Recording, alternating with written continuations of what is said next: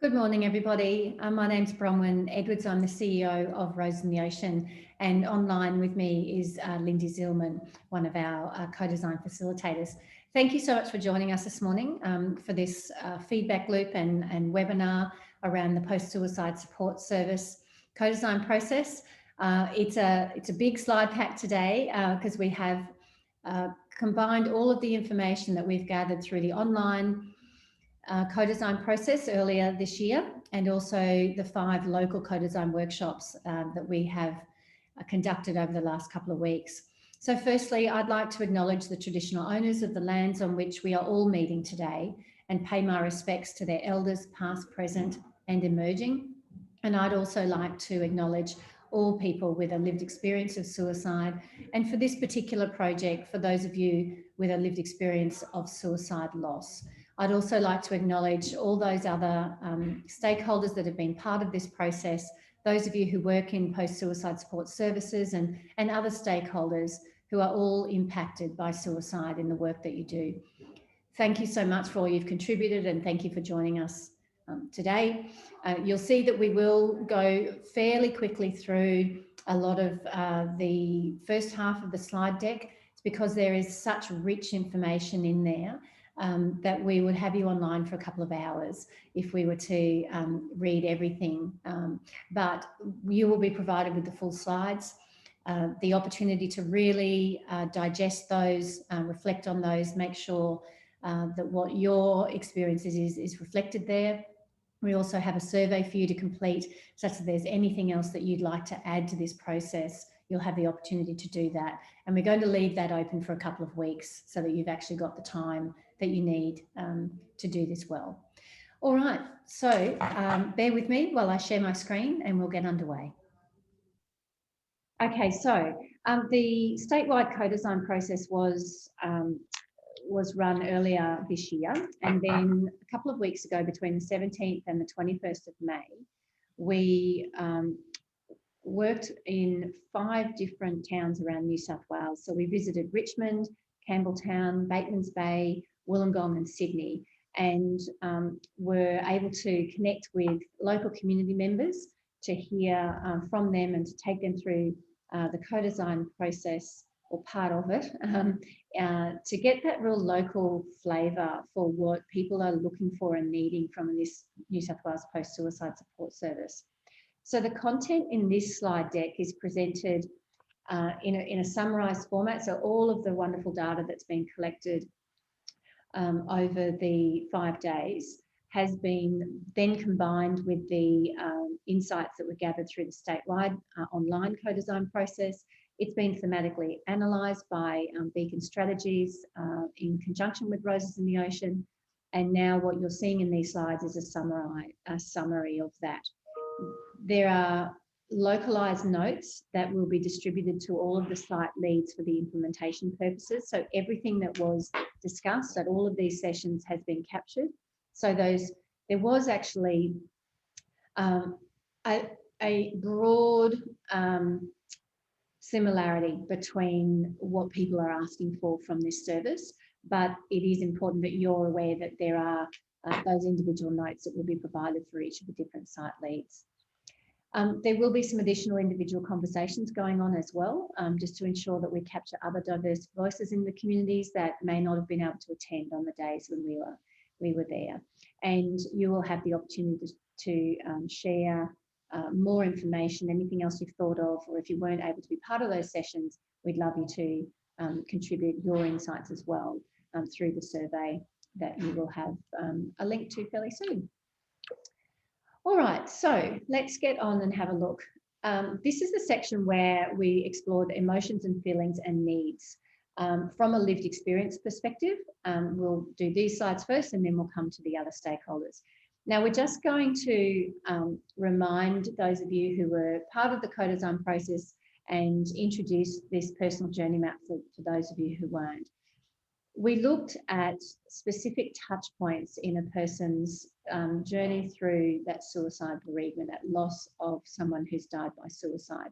And we looked at a number of different areas for both people with a lived experience of bereavement, as well as post-vention workers and other stakeholders who are working to support those people. So we looked at the initial contact, so that's that day that you learn of the loss, the days leading into the funeral, the few weeks after the loss, a few weeks after the funeral, and we understand that that can be different depending on the situation.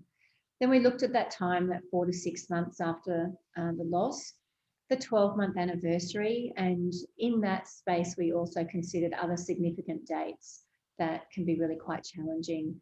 Those times when people are absolutely blindsided by emotion at any given time, and what does that mean, and what for the sort of support that you're looking for. And for those that are working in this space, supporting people who've been bereaved by suicide, what does it look like? What's that intersection between work and personal life? We also looked at ways in which people would connect into the New South Wales Post-Suicide Support Service, and also what is the best way for the service to help to warmly connect them to other forms of support that might be helpful. So from a lived experience perspective, first of all, the day that you learn of your loss through suicide. Now, you'll see there's a lot of information in these next few slides. We've actually just bolded a few things to point out today, but please do take the time to really have a good read of these when you have the slide pack. So emotions and feelings, disbelief, denial and shock, emptiness and numbness, and a responsibility to be strong. Some of the needs that people identified at this particular time was that for someone to call family and friends for them, guidance and an understanding of the process, what happens next, needing first responders to be sensitive to their culture, and support that can just be with me at that time, literally just be there. The types of support that can meet those needs, support with the roles that I'm unable to fill at the time. So basic needs, childcare, someone who knows the process and can explain and coordinate and advocate. And from an emotional standpoint, someone to sit with me who has been through the same thing, and a case manager who will remain with you for the whole way through the journey that you are on. A couple of comments. I don't want to have to ask what comes next. I want someone to come in, tell me what's going to happen and what I'm going to feel, and that it's normal. I had every possible need. I was unable to do anything. Another one, when it's a suicide, it's treated like a crime. We need sensitivity from police and first responders.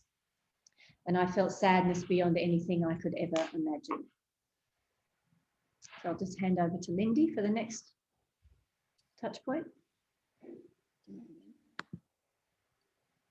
So when we touched on the days leading into the funeral, again, there are a lot of similarities that were coming through, but or not the most important, but some of the ones that are really worth noting is the anger in not knowing the processes involved with actually the funeral and what happens, concern about other family members, confused and searching for answers. The needs at the time were basic needs like sleep and food and help with practical arrangements and decision making. That feedback that the shock is just so enormous that people just felt like they wanted to sleep, or they wanted someone to help with the decision making that was required. Information about options available, guidance on how I could help organise to be heard and be included. And some of the needs emotionally at the time are people to be with me, and then interestingly also appreciating when you needed to be left alone. Someone to offer help so I don't need to be asked. And then there were things like in the types of support needed to meet those needs, the practical support in planning the funeral and facilitating different family members' input, and appreciating the dynamics and the different dynamics within families, the time with the deceased, based on a lot of times on some of the cultural differences and appreciating the cultural differences to do with death. Information The support needed were lists of tasks from the funeral home, information on how to talk to kids and social circles, and emotional support to meet the needs, emotional support from outside the family, ongoing peer support from someone who gets it, that is obviously lived experience, and age-related specific support for children. Thanks, Bonnie. And then in a nutshell, it's incredible how important saying goodbye is. Participants really expressed that not having that opportunity for them was very painful. The need to connect with someone who gets it and who knows the process. And someone also commented, I was devastated to have to make all the decisions about the funeral at such a time. And we actually then explored 2 to 3 weeks after your loss. And look, this is also in conversation with everyone. We also understand that for some people, a funeral can be really quite delayed. And so we're also exploring what it's like. This is that period of time after the funeral when everyone else goes back to normal life, and the people who've been bereaved by suicide are left in this void. So emotions and feelings were things like disconnection with life, anger towards organisations who did not have capacity to provide support, and questioning myself, could I have done more? Did I miss something? Needs at that time, from a practical perspective, no pressure to return to work, information about services and support, and someone to help navigate everything, and emotionally, someone to talk to who understands, someone to provide that direction and reassurance. And potentially now for people, they were talking about this is the time when they'd like to be able to connect it into some therapy. The types of supports that could meet these needs that were highlighted by the groups, support coordination and advocacy at places like Centrelink, for example. Information in a support pack was cited quite regularly, and psychological education, understanding what to expect in this stage and the next, and people wanting services to actually reach out and call them.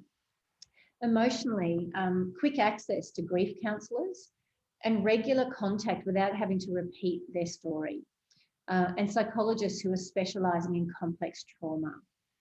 Some of the comments that people made in this particular space was, as a teenager, I felt so alone. I would have liked my own mentor or designated person to talk to. So that links into what Lindy was just saying about understanding the different needs within family units.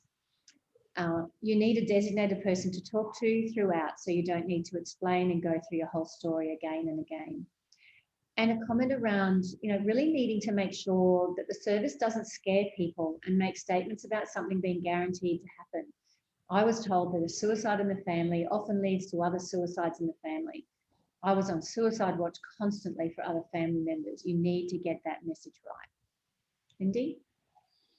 Okay, so the next touch point was 4 to 6 months after the loss. And there are a number of emotions and feelings. And there were, I suppose the common thread between everything was that time doesn't really change anything, that the feelings and emotions just keep going. Feelings of guilt, disconnection, confusion. Other people expressed acceptance and tranquility, but there is still a searching for answers. The needs at the time, practical things like real help in closing things and understanding legal things, for example, closing bank accounts and what's required and what is accessible and what pieces of paper and documents need to be gathered. Other needs of information, including guidance and assistance with decisions of estate matters, and as I said, financial and legal assistance, which was similar to the practical.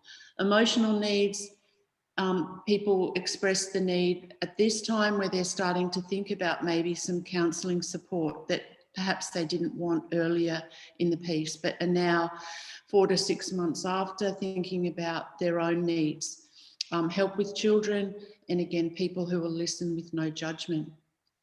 The types of support to meet those needs, practical support, such as, financial counselling, legal assistance, someone to help navigate through those matters. People also commented about education for people, family and friends to sort of help dispel some of those myths and misconceptions. Emotional types of support, grief and loss counselling, ongoing peer support, and a case manager with regular check-ins, but also people who were really specifically experienced in suicide loss was something that came through as well. And just a synopsis of some of the comments. People are very reticent to going to support groups because of the stigma, especially with suicide. Having some awareness of what effect it could have on other people in my social group. People don't know what to say and don't say anything. It gets so awkward, they just leave and you feel more isolated than ever. Someone to help me understand what might have been going on so that I could understand it and know that it wasn't my fault. And that again is someone who has been through it and perhaps has a perception of the greater things around why people take their own life. So when we looked at that first anniversary, that 12-month date and other significant dates, varying emotions. Some had got to the point where there was that feeling of acceptance. Others were feeling quite forgotten, paralysed by the next wave of grief. And others are starting to turn to that question of how can I make something positive to honour their life? The needs that were identified at this particular touch point in the bereavement journey was remembrance from a practical need, a remembrance to celebrate their life. What does it look like? Some support in potentially organising one of those. Suggestions from the information perspective, suggestions for traditions, a way to honour people. What have other people done? And acknowledge what's going on and that it's likely to be a hard time. Emotionally, people talked about support from friends, family and work, but also someone outside of the family to talk to, and support and reassurance that it will get better. Types of support to meet the needs. Help in wrapping up legal matters. There's a strong theme coming through here. From an information perspective, information and strategies in advance to plan and normalise reactions and how to cope. So some of that work that can be done prior to coming to these significant dates. And emotionally, support and an emotional check-in from a consistent person, and outreach with a very soft approach. It's important to note here that there really was a very large discrepancy between what people wanted. Some people don't want to have any recognition of these dates at all and want to be left alone. Other people really do want and would encourage somebody to reach out to them in the weeks or even a couple of months beforehand. I think what ultimately came out about this is that the people want to be asked what they want and be given some information about what that might look like. In terms of some comments, it's a very personal thing. You want family to remember, but don't want the support worker to say anything. It wouldn't upset me if I got a card, but I don't think it has any meaning. I'd like acknowledgement that it's a difficult day for me. A lot of people are told to move on and get over it, but you never get over it. You need to be allowed to talk about it. And another person, healthy bereavement is moving between grief and life. It's okay to have time to move towards your grief and time to move towards your life, and understanding they live together for the rest of your life. Okay, so the next touch point was any day when you are blindsided by emotion, and we sort of gave a little example. Perhaps you might be through the supermarket and you might hear a particular piece of music, or you visit someone's home and you see something that reminds you of the person that you have lost or that you've been working with that you have lost. And the thing about blindsided by emotion is that we're actually blindsided and don't know when it's going to happen. So the emotions and feelings that were identified, things like loss of control, wishing that the person could do more, feelings of sadness, anxiousness, and like others aren't comfortable with my speaking directly about my loved one. So that the feeling that you had to move on, you had to get going, that there's some sort of linear timeline where you should be over certain things at certain times, and not appreciating that people can be really blindsided unexpectedly. The needs at the time, self-care, and also to remember to think and talk about being able to feel free to think and talk about the loved person that they have lost. And it's a time for reflection and support, which is a need. The type of support to meet these needs, an open door policy to access services at any point, so it doesn't just come to an end at a particular time. Information help understanding what can cause someone to be blindsided or what that means, and understanding how grief affects relationships and just general day-to-day functioning. Emotional support, professional and personal support, networking, compassionate responses from people who are working in the service, and a safe person to talk to and someone who understands. I was blindsided when my child turned the age I was when I lost my parent. The healing only really started then. We forget all about our resources when we're blindsided. We need someone to remind us what we have done in the past that was helpful.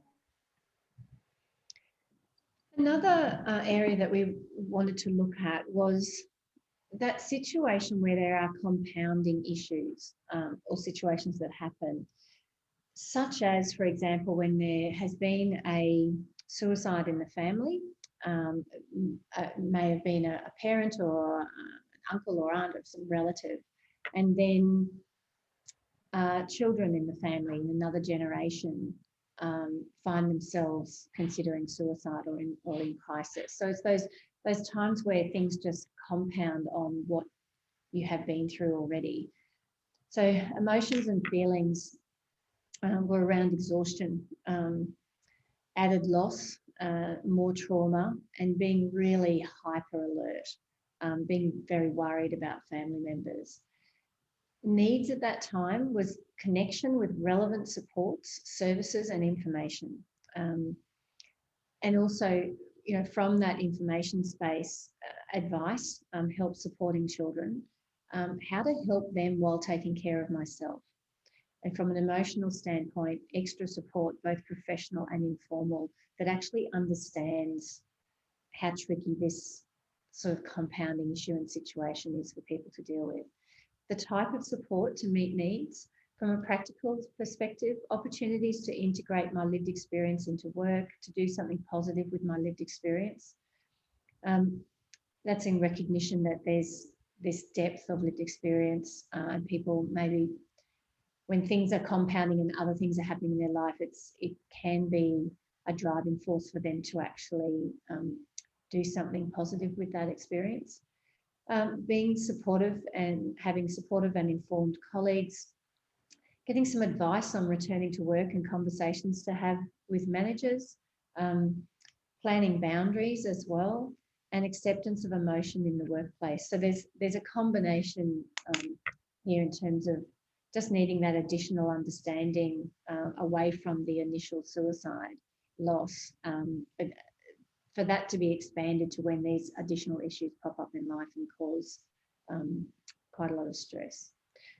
Okay, so now we went on to the emotions and feelings and needs of post-vention workers, so people who support people who've been bereaved by suicide, and other stakeholders. And we wanted to look at their perspectives.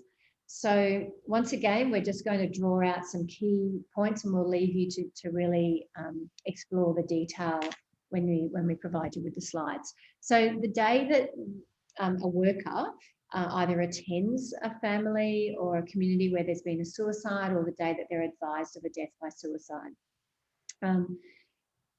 So for some, it's anxiety, depending on their role. So there's all different sorts of roles and stakeholders included in here. But for some, it's anxiety around, what if I did a better job? Will I be enough? And a real heaviness and a responsibility, a deep empathy for the people who've been left behind and for the person who's taken their life. Needs at that time, knowing what my role is and isn't, a really good client management system, and someone to ask what I need.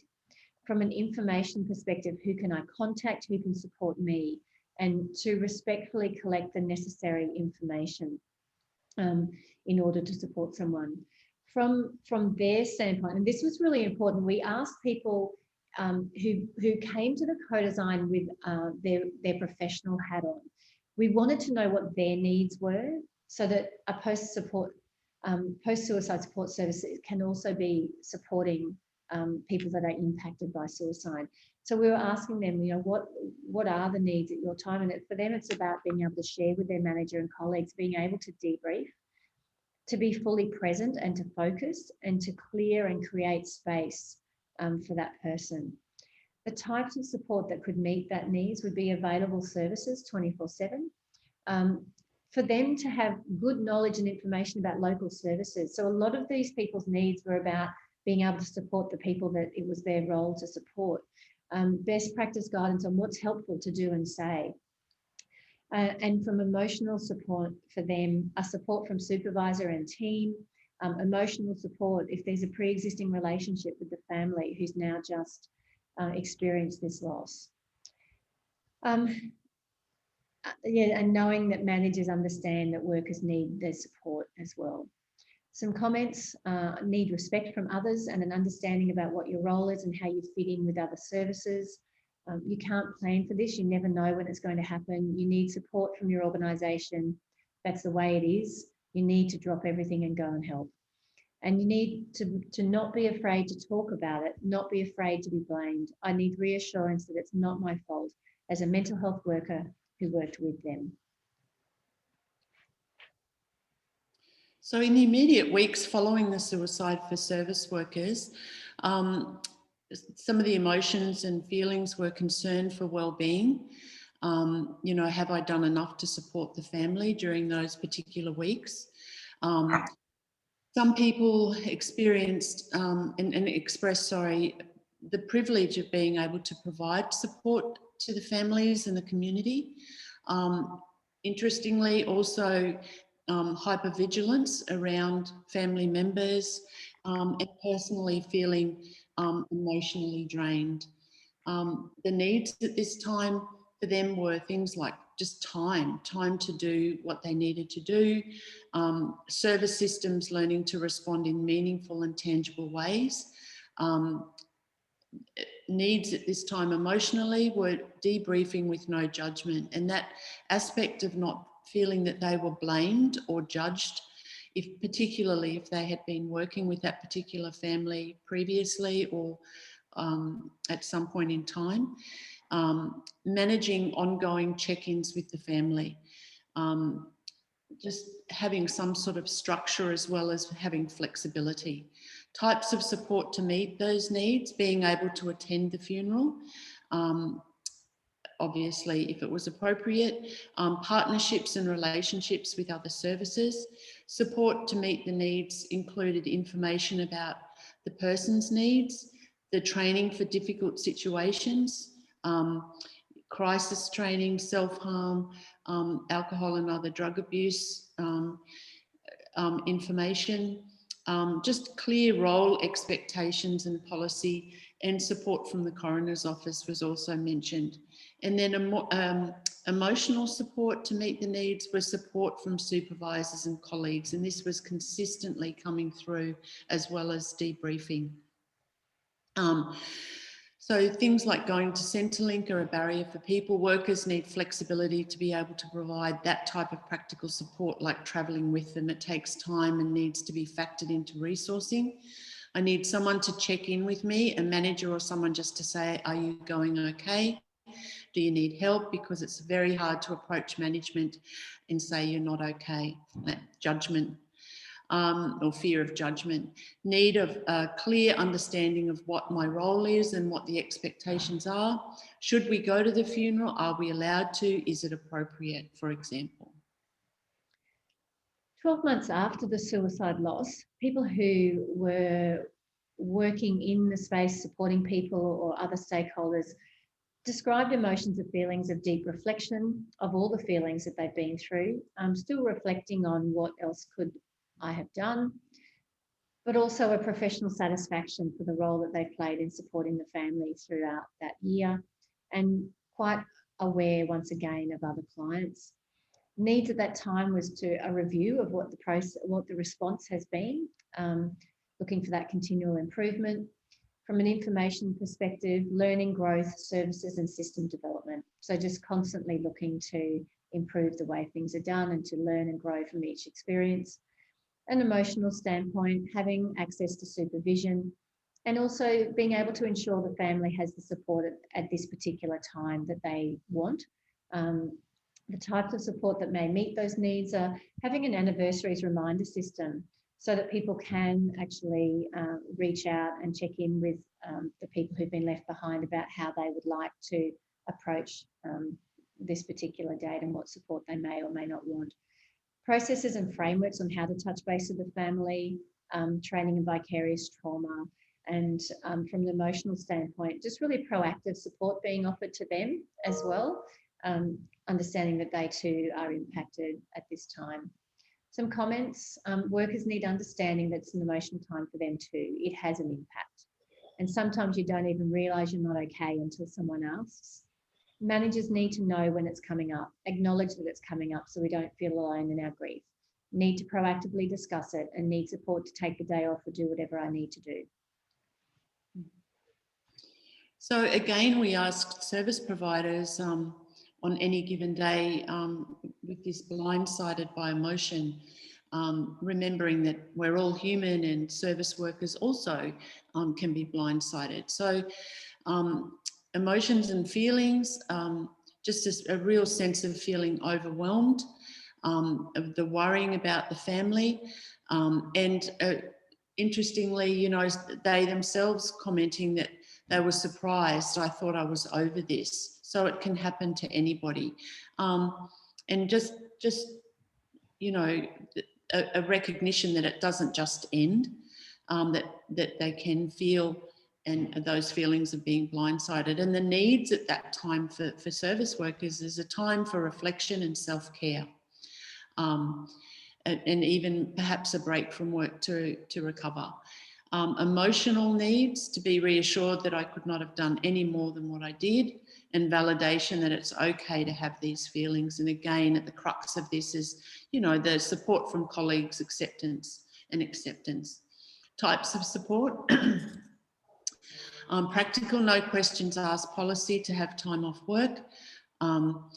Information, having skills and tools to cope ahead of time, and education, and then emotional self-care strategies and that ongoing just ability and time and reminders to be able that self-care is so important for the service workers. As workers, we don't even know what support is actually available to us.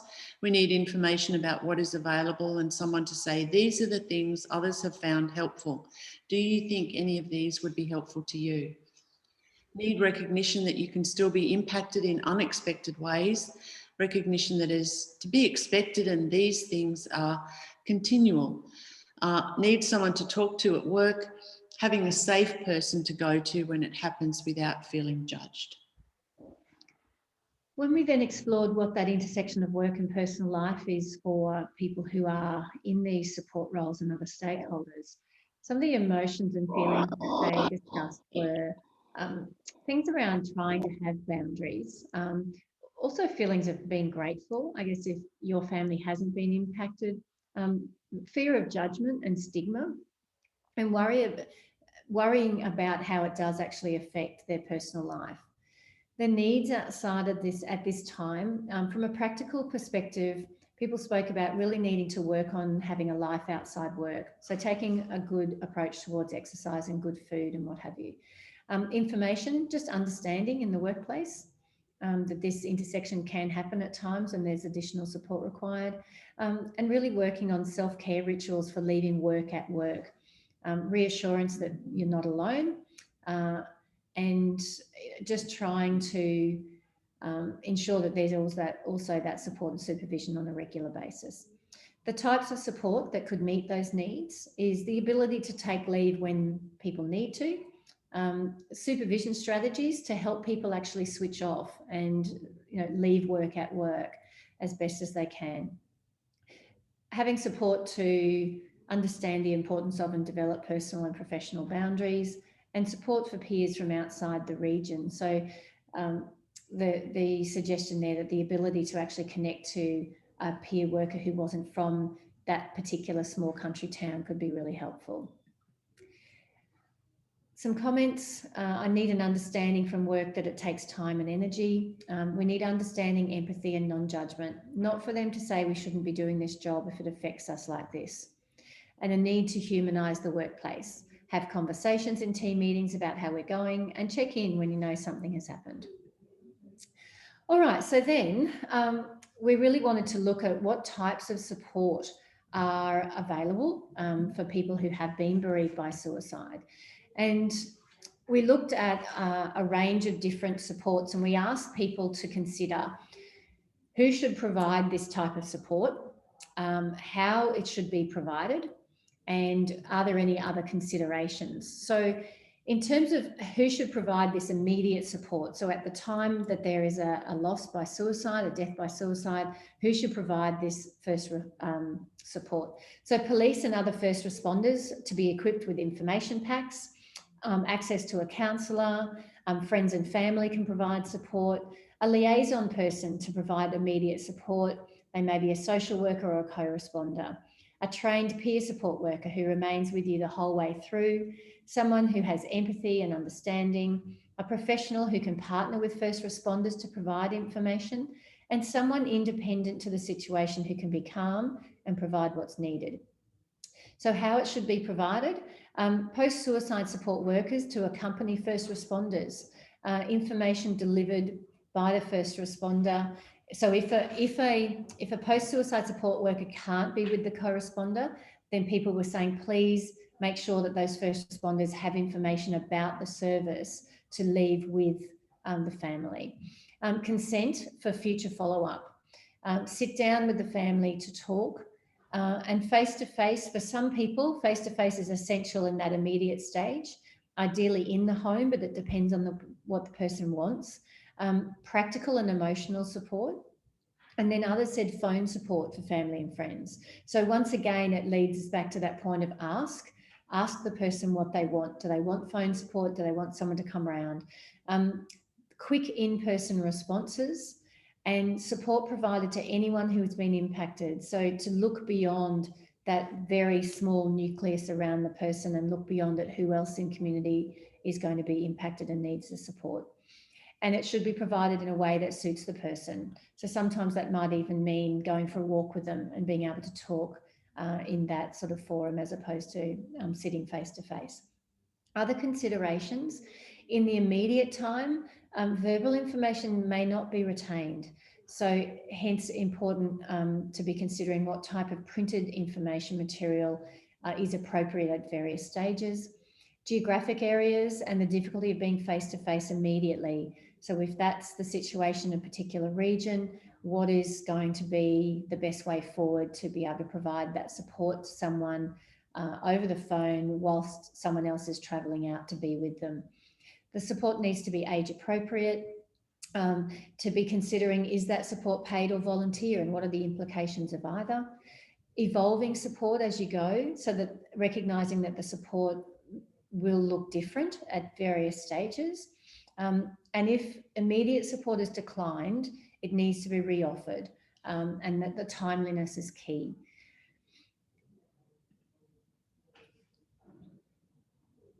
Over to you, Lindy.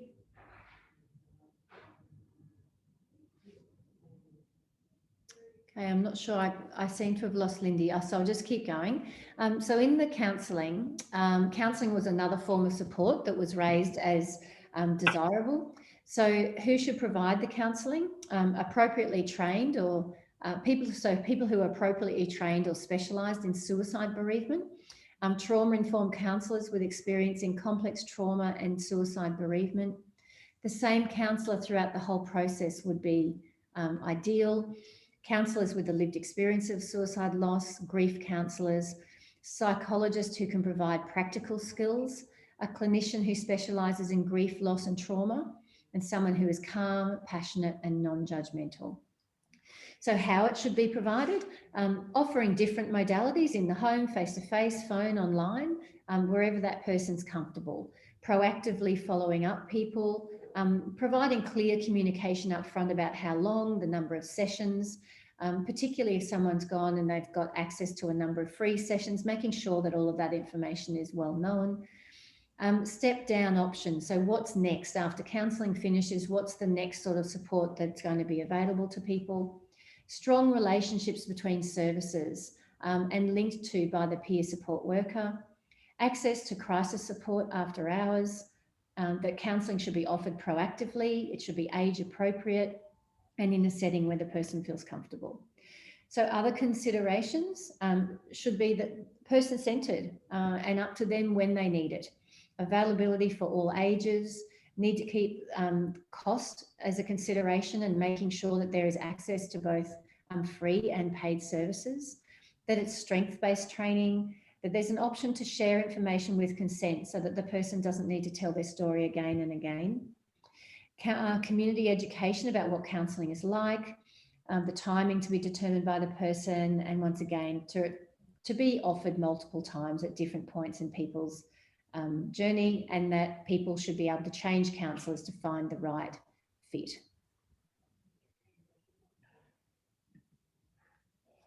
I'm back, Bronnie. Okay, over to you, Lindy, for support groups. So support groups, who should provide it? There was a whole range of different types of support groups, such as non-religious organisations, suicide prevention aftercare, peer workers, clinicians, a mixture of professional or clinical and peer worker-led, Aboriginal medical services, persons with lived experience and training to facilitate the group, run by local country organisations, for example, CWA, support services and mental health clinicians. And a whole variety of ways that support groups can offer support, closed and open groups, blended models with peer professionals, school-based, option for face-to-face or online. Again, age-appropriate approaches, available at different times of the day, groups to allow you to find your tribe, for example, groups specific to age, culture, sexual orientation, option of general grief group, specific suicide bereavement group, online, for example, closed Facebook groups, individually tailored for men, siblings, parents, etc. And then other considerations for support groups were the location, really giving good consideration to where exactly do we hold these support groups, that some venues may be inappropriate and you want them to be appropriate for all people. Appreciating that technology literacy varies between people and communities, activity-based for young people, so age relevant, needs to be local, have a way of contacting the person before they come to provide information that is accurate about what the group is doing and what the group is about, in a neutral meeting place, non-clinical or religious, and support to manage guilt. Facilitators don't necessarily need a lived experience but can facilitate. So the overall comment that was interesting was it needs to be a specific group for suicide loss. And that's something that came through quite clearly. If it's just for trauma or grief, it might be that nothing is specific enough and nothing speaks to the person who is obviously experiencing loss by suicide. When we talked to then about peer support, who should provide it was people with a lived experience of suicide bereavement, those who've lost a loved one to suicide, people with a similar loss. So ideally this speaks to that peer matching concept of a fellow parent who's lost a child. So if the peers are able to be matched as closely as possible to the situation, someone who understands what you're going through and can walk you through the different stages of what to expect. And that the peer workers should be trained, well trained. How should it be provided? In a supportive, welcoming environment, community-based, various modalities, again, text, email, face-to-face, phone, Zoom, informal support and self-care, meeting one-on-one, could be provided to help in getting engaged in local activities, that peer matching again, but setting up a buddy system was discussed, having a strong network of support for the peer worker as well, and the group peer support and individual face-to-face support could be considered as different options, and that they would be able to provide a validation of feelings. Other considerations were around confidentiality, safety, the ability to match with someone similar with a similar experience, and easy just to opt out and try someone else without feeling bad about that. Consider what barriers there may be to accessing peer support, and that cultural identities need to be considered. The peer support workers need continuous education about what local services are available, so that they have that information to hand to connect people through with other services like alcohol and other drugs or homelessness, and needing clear boundaries. The comment here being one person can't be everything to everybody.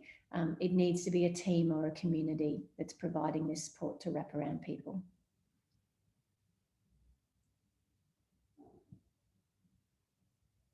We then looked at community-based support, who should provide it, service navigators, social workers, various support groups, informal support such as neighbours were discussed quite extensively in some groups actually, local businesses and organisations, existing support within the community, anyone who can offer practical support such as financial or faith-based support and also legal support within that, organisations like Headspace and Lifeline, and sporting clubs. How should it be provided? Through schools, collaboration between organisations and service providers, service navigation again, educating the general public, building on existing services with support and training, like-minded people doing an activity together, a safe haven for people to drop in, social catch-ups and community events around awareness, and then also art, culture and craft based activities. And then the considerations regarding community support, having accessible contact points for different groups and obviously cultural and social backgrounds, funding, promoted perhaps in shopping centres and community centres, and the need to be aware of all existing organisations and support within the community was considered really vital. When people looked at family-based support, so this is support for entire family units, so who should provide it? Social services, family support organisations, GPs could be included, faith-based support as an option for those who have that religious underpinning in their families, schools, organisations like Relationships Australia, different peer workers for parents and children, and a family therapist who's also trained in suicide loss. So how it should be provided, being able to actually provide whole family support, service coordination, making the support available to everyone in the family so that you can have individual support as well as whole family support together, looking at that whole emotional, physical, practical needs, and one person to provide support to individual family members and group members, or a different person for each family member. Once again, it comes down to asking those people what they need, and a reassurance that it isn't their fault. Other considerations, cultural sensitivities, how well are the GPs educated in suicide bereavement, that the extended family might also need support, and it's considering and understanding that families come in all different shapes and sizes, and there are many significant other people and that would benefit from support. Being mindful of family breakdowns that sometimes follow a suicide, and that everyone in the family might respond differently and need different levels of support. Being able to liaise with schools on behalf of families can be very helpful, and a broad understanding of what that family is, acknowledging, as I was saying, that family is not just biological. A need for opportunities for facilitated family conversations and counselling. It takes a long time for the blame to go away. It never fully goes away. Lindy? Some of the practical assistance and support that can be provided, for example, funerals, childcare. Who should provide it? Well, we have various community organisations, churches, funeral directors and coroners, and funeral directors came up and, a number of times as being an avenue where information could be provided or support. A coordinator to manage the logistics and the legalities, peer support workers, someone who understands the process, someone who is well connected in the community and who can influence to get things done, and someone with that experience to help coordinate all of the systems. And in this sort of area, there was a lot of discussion and feedback that the earlier that can happen and having that consistency ongoing could be really beneficial. Proactively, peer support workers should be anticipating what the needs are. A coordinator to help overwhelmed family members. That support can be provided in the home if required or desired. A role in advocacy and ongoing support. That there perhaps are checklists that can be via an app or a website or a hard copy that can assist the family. List of funeral directors who have experience with suicide loss, and simple things like just meals being delivered or someone there to take care of children. Other considerations in providing this practical assistance, timely considering urgency of need, that there is a real need obviously for confidentiality, and services need to accept advocacy and acting on behalf of someone and that communication between services. There's a need to understand the process and also a need to understand different cultural backgrounds and needs and meeting the location where it's required. You need someone really, really lovely, a genuinely kind, warm, loving person whose presence is like a warm hug and obviously has the knowledge of what to do. We looked at practical assistance from an administrative and financial perspective. Who should be providing it? So financial advisors, counsellors, corporate or philanthropic support might be able to be tapped into there. A peer support worker to help navigate, funeral directors, and one key person to navigate all the systems. How it should be provided. So some people suggested vouchers. So looking at seeing, are there relationships that could be developed in various communities to get some initial pro bono support, or as you know, vouchers that are supported through corporate or philanthropic avenues, face-to-face assistance, checklist of what needs to be done, all those bits and pieces that have to be taken care of, online resources available, and someone to advocate for you and tell your story for you so you're not having to do that all the time. Other considerations are cultural considerations regarding financial obligations.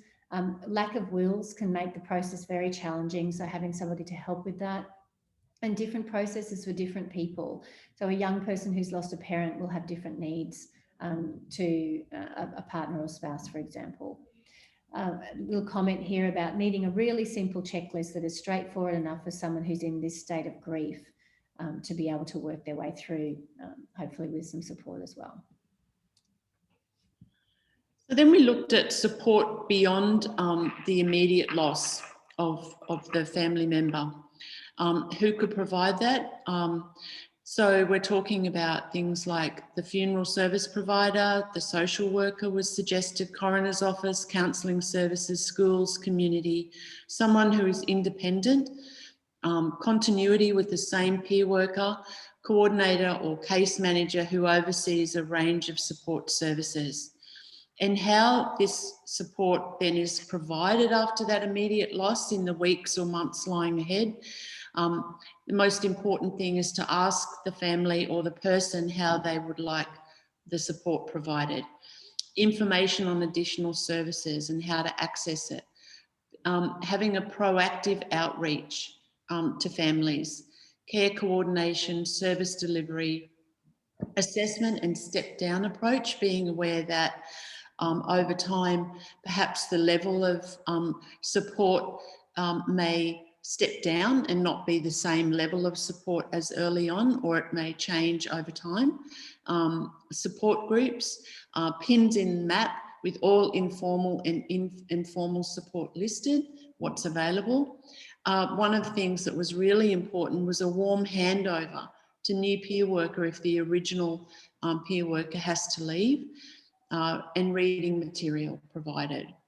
Some of the considerations with this support going past and into the weeks and months ahead is that there's no abrupt end of service. It needs centralised information. Service navigation and collaboration is important, knowing what other services and that are out there and being able to tap into different services at different times. And offer regularly offering support to families. Some people mentioned that they may not want to hear or have support from anyone for the first few months, but down the track they felt after month 4 they did. Returning to work is especially difficult, and multidisciplinary support. So there's a need for physical things, books, resources. People won't touch anything for 3+ months until they can wrap their head around it. No one tells you that your life will look completely different and you may never get over it. When we're considering what sort of support people would look for years on from the loss, once again, who should be providing it? Informal support through family and peers, but also some were looking for somebody who's independent from that, support groups, a peer support worker, counsellors, community organisations. So a range of people that may be able to wrap around people years on from a loss. How it could be provided, tailored long-term care, peer support, offering various options to people, and have support available even if there's been no previous contact. So if somebody finds out about the service and it's been 5-6 years past their loss, that they can still actually touch base.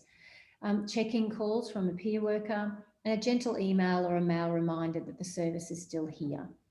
Other considerations, consider the levels of risk in the people who have been bereaved. Consider how to advertise the support that the service can offer. Have regular follow-up, check-in tailored to that person and what they've asked for.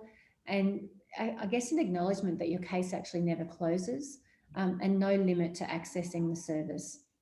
A comment here, it needs to be okay to not turn up and be able to re-enter for any reason at any time, no justification necessary. So now we then had a look at inward and onward connections. We wanted to understand the different ways that people could enter the post-suicide support service, and then considerations also for when the service was warmly connecting them to other support avenues. So when a person, the first way that we looked at in terms of a person being connected to the post-suicide support service was that that person who's been bereaved actually directly reaches out and contacts them. The considerations for the people in the post-suicide support service are to ascertain the immediacy of the loss. How long has it been since somebody has lost someone before they've picked up the phone and called you? What are their cultural needs? The safety of the person who's calling, the support that's already in place. It's important to manage expectations at this time. What are you able to actually provide? The mode of support that's desired by the person. What are they actually asking for? Their geographic location, demographic information, and is there any requirement for a language interpretation? Best approach is to find out what stage of loss they're in, listen with empathy, offer to provide support over the phone or in person in a location that suits them, provide continuity of support person from day one, and offer a coordinator and someone with a lived experience of suicide loss. A couple of comments here. Be mindful of the timing. It's possible that they're already quite desperate and need help immediately. And also a need to understand when the loss occurred. If it's day one, you're not comprehending what's going on for you. So really understanding where people are in that journey.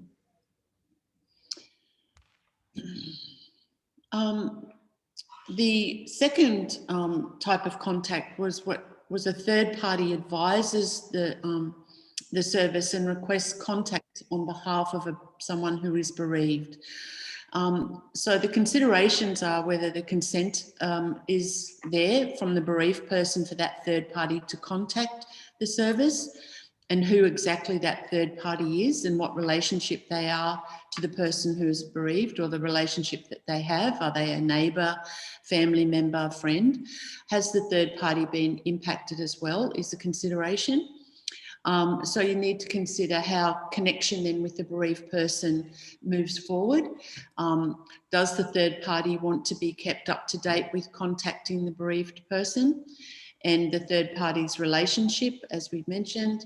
And then obviously an important consideration is balancing confidentiality and consent from the person who is bereaved with the service, and also whether or not the third party is included in any future connection. So the best approach was determined to confirm if the third party has consent for the service to be contacted on behalf of the bereaved person. If no, if they answer that no, they haven't actually spoken to the bereaved person, but they are ringing, then they ask the third party to go back to the bereaved person and ask for consent and talk to them. If they say yes, determine the desired contact method for the service to contact the bereaved person. If the third party is unable to get consent, provide information to the third party and ask them to pass along to the bereaved person.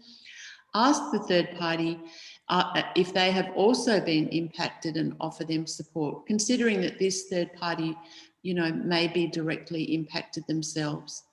If unsure about the best contact method, send an email or text first asking when would be a good time to call. And one of the comments that sort of overarched, they don't know what they don't know. You have to let them know what you have to offer. So often people who are bereaved don't know what is out there because perhaps they have never been in this situation before. So it's up to us, the service, to let them know.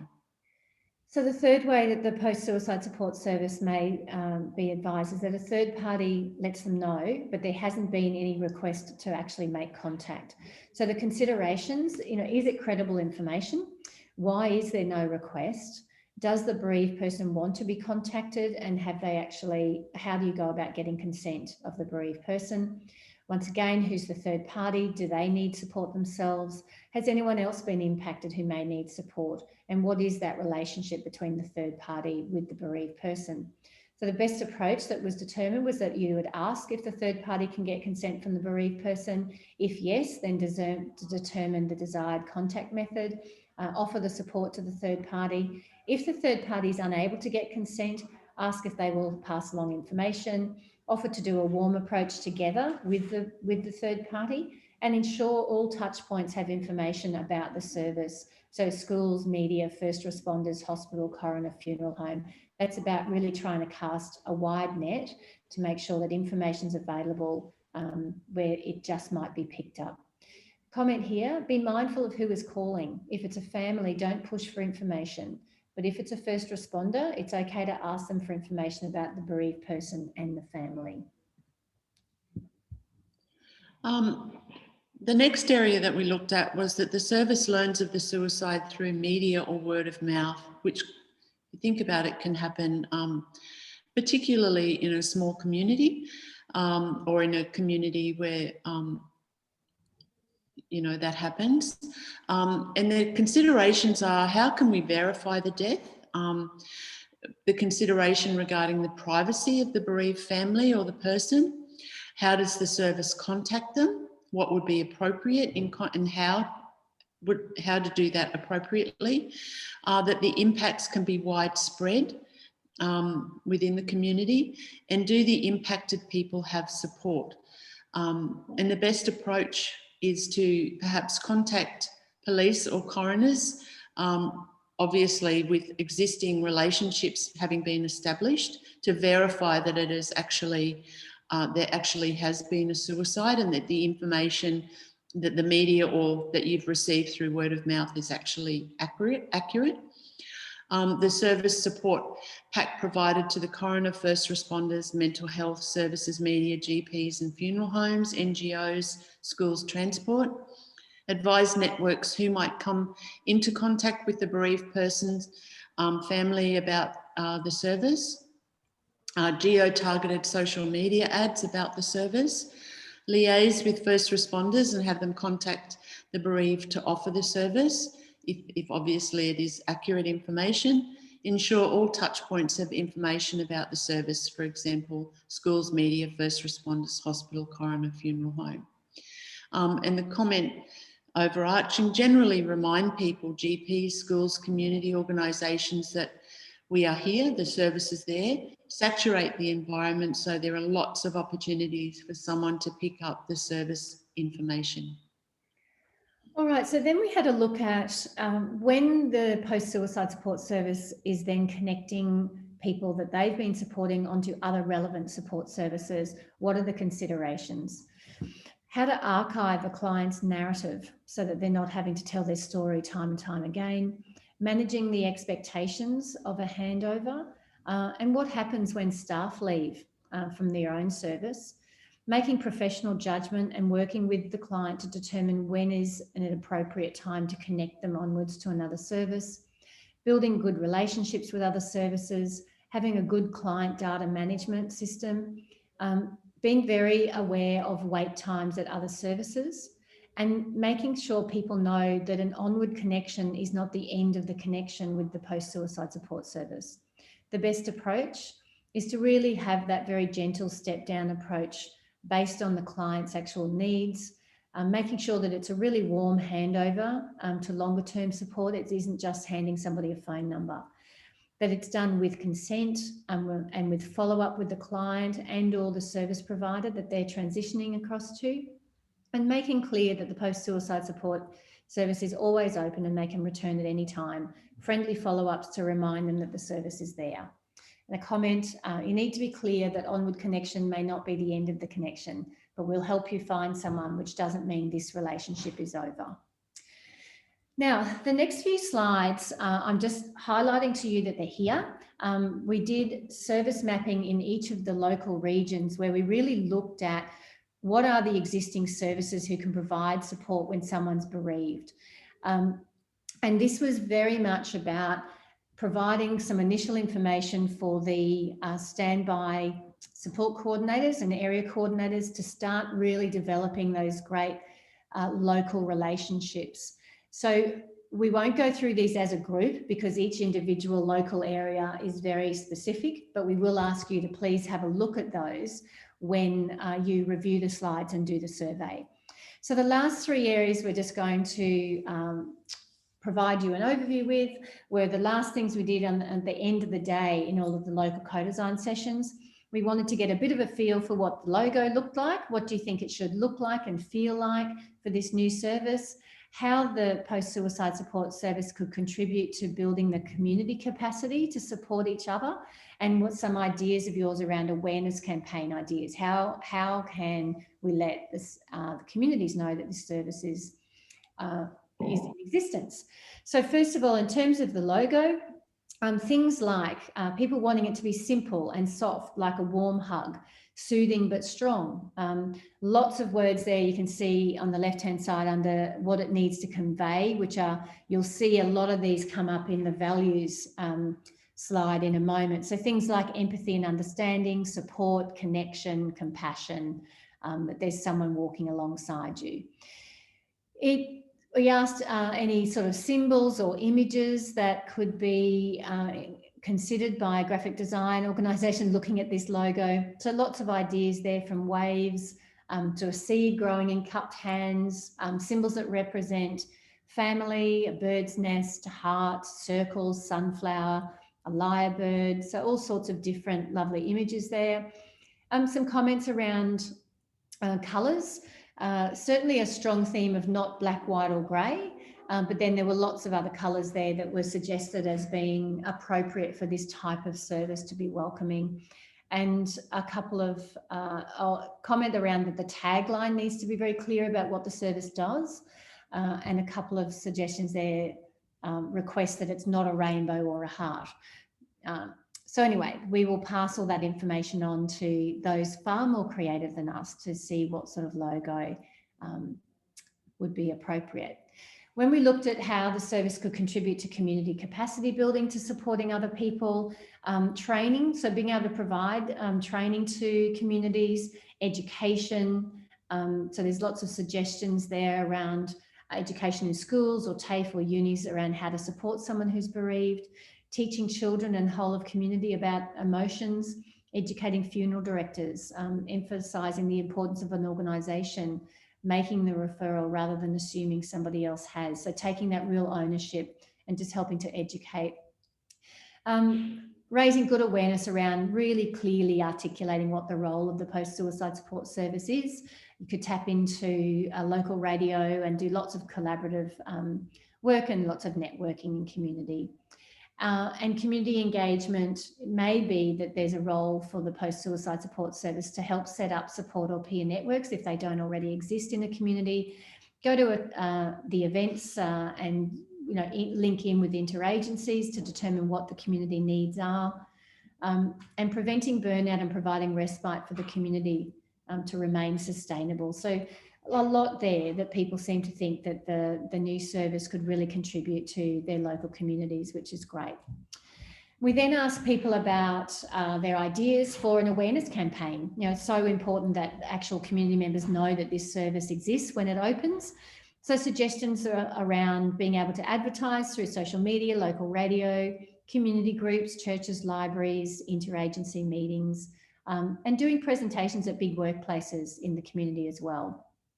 Lots of different ideas on different marketing materials, from community newsletters to pamphlets at hospitals, using case studies of real people who have utilised similar services and how the benefits of that, testimonials and videos from people who've been through the service. So once it's been up and running a little bit, creating some of those resources to really speak to community about how the service has helped them. In locations, markets, EDs, GP rooms, community health centres, hospital work visits. So all sorts of different places where you could advertise what the post-suicide support service is offering. And really looking at that partnership, those relationship spaces, partnering with regional services, community orgs, helping to ensure it's clear that it's not just for people who've recently been bereaved, and that anyone is able to tap into the service.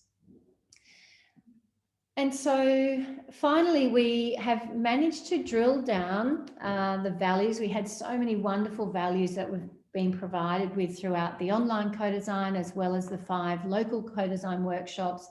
And a word cloud's been created here by Beacon Strategies just to help us see which are the most common that have come through. So you'll see understanding, compassion, respect were the top 3 values that have come through the process so far. Trust is another large one there. And then you've got words such as person-centred, kindness, acceptance, empathy, resilience, hope. So that's a really wonderful start. And now we'll pass that on to Standby and the post-suicide support service to do some more work on the values there as well. Now, the next steps, we will ensure that you are sent a link to this recorded webinar along with a survey. Please, please, please share that amongst as many people as you can within your communities, your workplaces, other people who've been bereaved by suicide in your community, so that we can have as many people respond. We're very, very aware that it's very content heavy. There's a lot of amazing information that's come through. So we're leaving it open for just over 2 weeks so that you've got time to really read it, digest it, and contribute what you're wanting to contribute to this. Then the final collation of all of the co-design outputs will be shared with the participants after the feedback survey closes, and all of the co-design outputs will be provided to Standby for implementation. And that includes overarching themes, but also those individual community nuances as well. So thank you so very much. Thank you, Lindy, for being part of today as well. Thank you to everyone who's contributed throughout the co-design sessions. and the feedback loop surveys, for all those people with a lived experience of suicide bereavement who've brought your experience and your insights to this process. Thank you so very much. To all the supports professionals and other stakeholders, thank you. Your views are incredibly important, and it's very important that this service is able to support you and the amazing work you do. And thank you, of course, to the New South Wales Ministry of Health, who are funding this new post-suicide support service in New South Wales. Thank you all so much and have a really good day. Thanks, everyone.